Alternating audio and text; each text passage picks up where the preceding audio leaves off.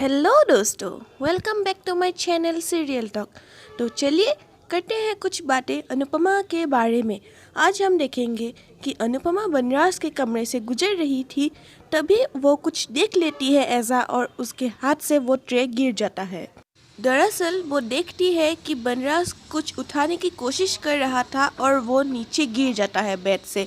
वो देख के एकदम शॉक जाती है, वो भाग कर जाती है बनराज को रोकने के लिए और वो जाकर बनराज को एकदम दांत लगा देती है कि बोलती है कि अगर आपको कुछ चाहिए था तो आपने हमें क्यों नहीं बुलाया, मुझे क्यों नहीं बुलाया। तब वो घबरा जाती है और पाखी को बुलाती है, पूरे परिवार को बुलाती है। तब वो पूरा परिवार आ जाता है और वो तोशु की मदद से बनराज को ऊपर बिस्तर पर फिर से लिटाती है। अनुपमा बहुत चिंता हो रही है उसे और वो बोलती है आपके ताके तो नहीं खुल गए, आप ताके के हाथ पे बल तो नहीं गिर गए, दिखाए अपने ताके। फिर टोशू को बोलती है, टोशू अपने पापा के ताके चेक कर। फिर टोशू चेक करता है कि नहीं, उसका ताके नहीं खुला। फिर अनुपमा का चिंता बढ़ता ही जा रहा है और बोलती है तू फिर से देखना। फिर बनराज अभी ठीक है। फिर बा बोलती है मैं थोड़ा गर्म पानी करके लाती हूँ और उसके साथ थोड़ा गुनगुना गर्म तेल भी। फिर बनराज कहता है नहीं बा, नहीं चाहिए, आपके गर्दन पे तो पहले से ही दर्द है। फिर बा बोलती है चलो मैं नहीं करती, अनुपमा कर देगी। फिर अनुपमा चौंक जाती है, किंजल भी चौंक जाती है। फिर किंजल बोलती है मैं बाहर से मालिश वाली को बुला लेती हूँ। फिर बा बोलती है अरे घर में इतने सारे लोग हैं तो मालिश वाली को बुलाने की क्या ज़रूरत है बाहर से। फिर टोशू बोलता है बा मैं मालिश कर दूँगा। फिर बा बोलती है अरे तूने कभी मालिश की है, ये कुश्ती नहीं है कि कोई भी कर सकता है, हमने बच्चे पाले हैं, हमारा हाथ बैठा हुआ है। फिर किंजल बोलती है बा आपको सब पता है, फिर भी आप ऐसा क्यों करती रहती है, मेरी मम्मी ये सब नहीं करना चाहती तो आप ऐसे ऐसे उनको फोर्स नहीं कर सकती। फिर अनुपमा भी रुकी हुई है। फिर किंजल बोलती है no mummy it's not done. फिर बा बोलती है डन डन डन डन, मालिश तो मेरी बहू ही करेगी। फिर किंजल को भी वो ताना देती है कि तू जो सुबह सुबह अपने सास से कॉफ़ी बनाती है वो। फिर ये सब झगड़ों के बीच ही अनुपमा बैठी हुई थी तो वो उठ जाती है, उठकर पूरा मालिश का सामान लेके आती है। फिर बनराज का मालिश करनी शुरू कर देती है। पाखी ये सब देख रही है और वो किंजल का ये व्यवहार अपने पिता के लिए वो बहुत अपसेट भी और उसे अच्छा भी नहीं लगता। फिर पूरा परिवार वहाँ से चला जाता है, रह जाते हैं। तो फिर अनुपमा और बनराज, फिर अनुपमा मालिश करती रहती है। फिर एक गर्म पानी का टॉवल उसके हाथ में रख देती है। बनराज को दर्द होता है। फिर अनुपमा बोलती है शुरू शुरू में थोड़ा दर्द होगा लेकिन बाद में ठीक हो जाएगा। फिर बनराज बोलता है आई होप सो कि सब ठीक हो जाए। अनुपमा उसकी बात सुनकर शौक जाती है। फिर बनराज बोलता है अनुपमा आज तुमने मुझे पहली बार ज़िंदगी में डांटा, अपने हक से डांटा, मुझे अच्छा लगा। फिर अनुपमा उसकी बात पे कोई रिएक्ट नहीं करती और वो बोलती है मुझे स्कूल के लिए देर हो रही है, मैं स्कूल जा रही हूँ, अगर पीछे से कोई भी चीज़ की ज़रूरत हो तो आप समर को बोल लीजिएगा। वहाँ टोशू किंजल को बोल रही है कि अगर मम्मी को कोई तकलीफ़ नहीं है तो तुम्हें क्यों इतना तकलीफ़ है कि तुम पापा को ऐसा क्यों बोलती रहती हो। फिर किंजल बोलती है कि मुझे तकलीफ़ है, इस घर में सिर्फ समर, बापूजी और मैं ही है जो सिर्फ मम्मी का ध्यान रखते हैं या मम्मी का ख्याल रखते हैं। तुम लोगों को तो बाकी तुम लोगों को तो कोई परवाह ही नहीं मम्मी का। लेकिन तोशू को कुछ भी समझ नहीं आ रहा है, वो किंजल की बात मानने को तैयार नहीं है। फिर बोलता है पापा बीमार है, अगर मम्मी को कोई तकलीफ़ होता तो वो बोल देती, वो नहीं करती। ऐसे कुछ बहुत किंजल और तसु के बीच में झगड़ा चल ही रहा था तो पाखी आ गई बिना नॉक किए। फिर किंजल बोलती है पाखी तुम्हें हमारे कमरे में आना हो तो नॉक करके आया करो। फिर पाखी बोलती है मैं अपने घर में अपने भाई के कमरे में कभी नॉक करके नहीं आई। फिर टोशू बोलती है अरे पाखी अब तेरी भाई की शादी हो चुकी है, तेरी भाभी भी यहाँ रहती है तो हमारे कमरे में लॉक करके आया कर। फिर किंजल भी ऐसे सोचकर रुक जाती है। फिर पाखी बोलती है ठीक है, लेकिन वो बहुत बदतमीज़ी करती है और बोलती है किंजू बेबी। वो तोशू से डांट देता है और बोलता है क्या कर रही हो पाखी, इतनी बदतमीज़ी क्यों कर रही हो। फिर पाखी बोलती है किंजू बेबी मुझे आपकी रेड ड्रेस चाहिए, मेरे स्कूल में मकर संक्रांति का कुछ प्रोग्राम है। फिर किंजल बोलती है हाँ क्यों नहीं, मैं जब 5 मिनटों में फैशन अप होके आती हूँ उसके बाद तुम्हें निकाल के दूँगी। लेकिन वो बोलती है मेरे पास इतना टाइम नहीं है। वो खुद जाके अलमीरा से किंजू बेबी का कपड़े ले लेती है। फिर तोशू बोलता है पाखी व्हाट स्ट्रॉन्ग विथ यू, तुम ऐसा बिहेव क्यों कर रही हो, इतना बदतमीजी क्यों कर रही हो। टोशू भी उसे डांट लगा देता है। फिर अनुपमा आ जाती है और पूछती है क्या हो रहा है। फिर टोशू बोलता है देखो ना मम्मी, पहले तो हमारे कमरे में ये बिना नॉक की आ गई, फिर किंजल के सामान को बिना पूछे ले रही है और फिर बदतमीज़ी भी कर रही है। फिर अनुपमा पाखी को डांटती है और बोलती है कि भाभी के सामान को ऐसे बिना पूछे नहीं लेते, और अब तुम्हारे भाई की शादी हो चुकी है, कमरे में नॉक करके आना चाहिए। फिर पाखी को और गुस्सा आ जाता है और बोलता है अच्छा तो आप दोनों मेरे पापा को घर से बाहर निकलने की क्यों कोशिश कर रही हो। फिर बोलती है कि मुझे पता है आप और किंजल मिलकर मेरे पापा को घर से बाहर निकलने की कोशिश कर रहे हो ना, साजिश कर रहे हो। अरे पापा से आपकी नाराज़गी है वो समझ में आता है, लेकिन किंजल क्यों मेरे पापा के पीछे पड़ी हुई है, उसका क्या बिगाड़ा है मेरे पापा ने। फिर अनुपमा को बोलती है पापा इस बार हमारे साथ रहने आए हैं और मुझे पता है वो काव्या के पास भी नहीं जाएंगे और मैं जाने भी नहीं दूंगी, वो हमारे साथ रहेंगे। और मैं बा को बोल के मैं उन्हें हमेशा के लिए अपने घर में रखने वाली हूँ। अगर आप दोनों मिलकर पापा को बाहर निकलने की कोई भी साजिश की तो मैं और पापा दोनों साथ में जाएंगे, पापा अकेले इस बार कहीं नहीं जाएंगे। अगर पापा ने ये घर छोड़ा तो मैं भी अब पापा के साथ इस घर को छोड़ दूँगी। फिर किंजल की ड्रेस उठाकर फेंक देती है और बोलती है नहीं चाहिए तुम्हारा ड्रेस, वो बोल के ऐसे चली जाती है। फिर टोशू बोलता है क्या हुआ पाखी को, ये क्यों ऐसा बिहेव कर रही है मम्मी। फिर अनुपमा बोलती है अरे इस उम्र में बच्चे ऐसे ही होते हैं, वो बहुत जिद करते हैं, बात बात पर जिद्दी हो जाते हैं। फिर टोशू बोलता है अरे हम भी ऐसे उम्र में गुजरे हैं, लेकिन हमने तो ऐसा जिद नहीं किया। फिर अनुपमा बोलती है तुम लोगों ने उसका बदतमीजी देखा, उसका गुस्सा देखा, लेकिन उसका मन का जो डर है वो नहीं देखा। वो डर रही है कि पापा उसके से फिर से दूर ना चले जाए। अब तुम्हारी भी शादी हो चुकी है, वो भी डर रही है कि तो उसका भाई उससे दूर ना हो जाए। उसने तो अपने पापा को लगभग खो ही दिया था जब वो घर के बाहर चले गए थे। फिर तुम भी अब किंजल के साथ रहने लग गए हो, तो वो डर रही है कि अपने पापा को जो लगभग खो ही चुकी थी वो अब अपने भाई को भी ना खो दे। वो उसे थोड़ा टाइम लगेगा अपने नए रिश्ते यानी कि भाभी के रिश्ते को संभालने में या समझने में, लेकिन वो धीरे धीरे समझ जाएगी।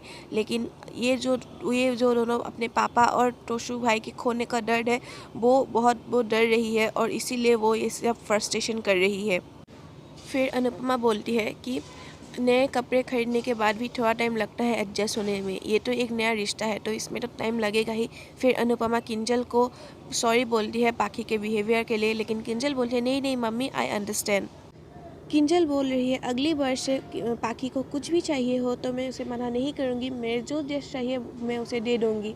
अनुपमा बहुत खुश हो जाती है, इतनी समझदार बहू पाकर वो प्यार से अपनी बहू का गाल सहलाती है।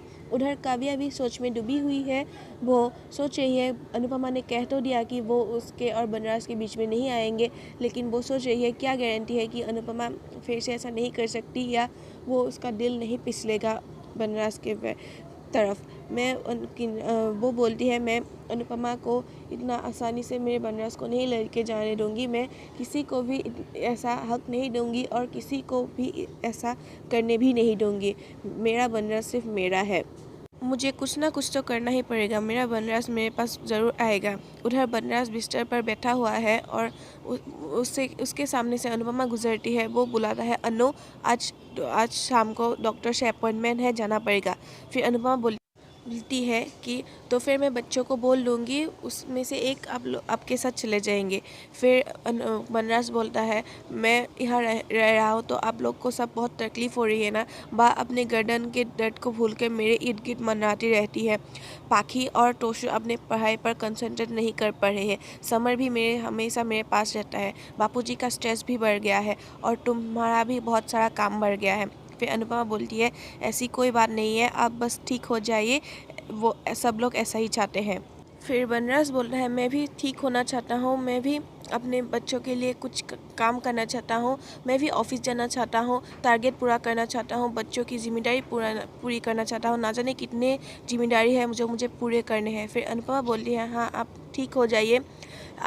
फिर बनराज बोलता है मुझे ऐसा क्यों लग रहा है कि मैं तुम लोगों के बोझ बन गया हूँ। फिर अनुपमा बोलती है आप हमारे बोझ नहीं है, लेकिन आप मेहमान हैं, अब जल्दी से ठीक हो जाइए, तब आप सब काम कर सकते हैं और काव्या के साथ भी सही कर सकते हैं।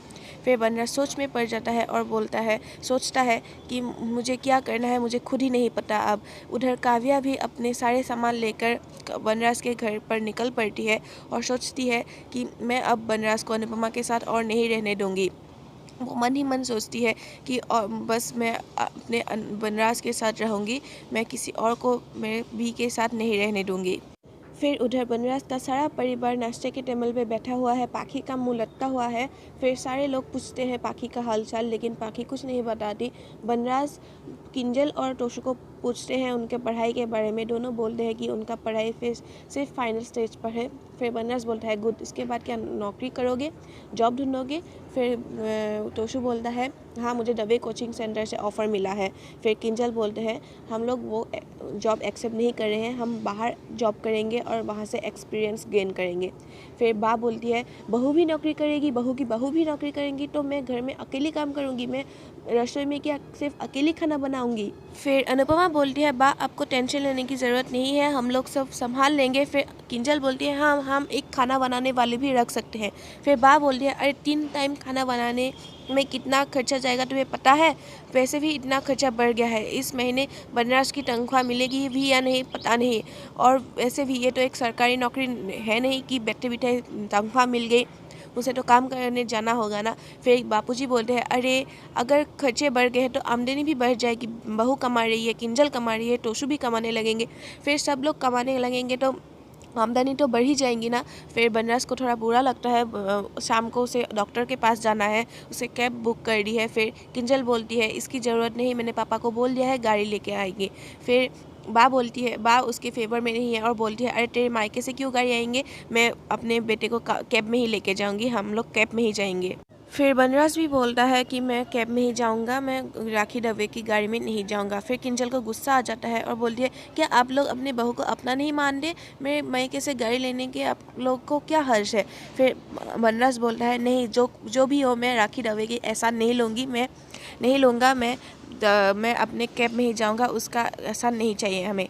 फिर किंजल को और भी गुस्सा आ जाता है, लेकिन अनुपमा बोलती है किंजल तुम्हारे दवे कोचिंग सेंटर क्या अपने सिर्फ मामा का है, पापा का नहीं है? फिर किंजल बोलती है नहीं नहीं, मेरे पापा का भी है, तो फिर तुम्हें वहाँ जॉब क्यों एक्सेप्ट नहीं की? इसीलिए ना कि तुम अपने मामी के एहसान में नहीं रहना चाहती। इससे ही वही बात है कि मदद करने में और एहसान लेने में फ़र्क होता है बेटा। स्वाभिमानी लोग ऐसे दूसरों का एहसान नहीं लेते बेटा। फिर किंजल को उसकी बात समझ में आ जाती है और अनुपमा भी बोलती है कि उनका कहने का तरीका ज़रूर गलत हो सकता है, लेकिन उनके बात नहीं। फिर बनराज बोलता है मुझे सुबह सुबह नाश्ते के टेबल में ऐसा झगड़ा या बातें नहीं पसंद, मैं कमरे में जा रहा हूँ। फिर बा बोलती है अरे तूने नाश्ता? फिर बनराज बोलता है मेरा नाश्ता मेरे कमरे में भिजवा देना। फिर बा बोलती है अनुपमा जा उसे कमरे तक छोड़ के आ। फिर टोशू जाने लगता है, फिर बोलता है तू क्या अपने आधा खाए रास्ते से जाएगा, बहू है ना, बहू छोड़ देगी। फिर अनुपमा बनराज के हाथ पकड़ के उसे कमरे में ले जा रही है। फिर काव्या गाड़ी से निकलती है और अनुपमा और बनराज को वैसे देख लेती है। फिर काव्या अंदर जाने लगती है लेकिन उसे रोक लेती है और नंदिनी जोर से चिल्लाती है मौसी। फिर सब लोग पलट के देखते हैं काव्या को और वही आज का एपिसोड आज ख़त्म हो जाता है। कल हम देखेंगे कि अनुपमा बनराज को बाहर लेके आते हैं, उसके डॉक्टर के पास जाना है, लेकिन वही काव्या कैब लेके आ जाती है और बोलती है मैं मेरे बनराज को डॉक्टर के पास लेके जाऊंगी। फिर अनुपमा फाइल काव्या के हाथों में दे देती है और चली जाती है। फिर काव्या बोलती है कि ये लोग तुमसे हमदर्दी जता रहे हैं, लेकिन मैं तुमसे प्यार करती हूँ। हमदर्दी सिर्फ कुछ ही दिनों के लिए होता है, लेकिन प्यार हमेशा होगा।